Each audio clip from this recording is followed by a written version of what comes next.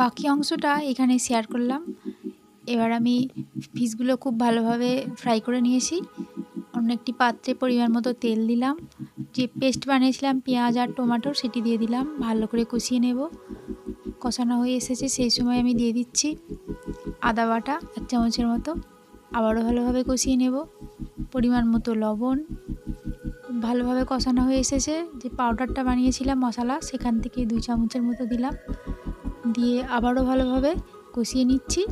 এবার পরিমাণ মতো জল দিলাম, মাছের পিসগুলো একটি একটি করে দিয়ে দিচ্ছি।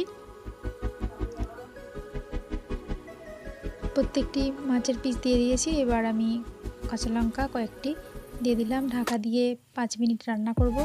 5 মিনিট পর ধনেপাতা কুচি দিয়ে দিলাম। আবারও 2 থেকে 3 মিনিট রান্না করার পর রেসিপি একদম রেডি।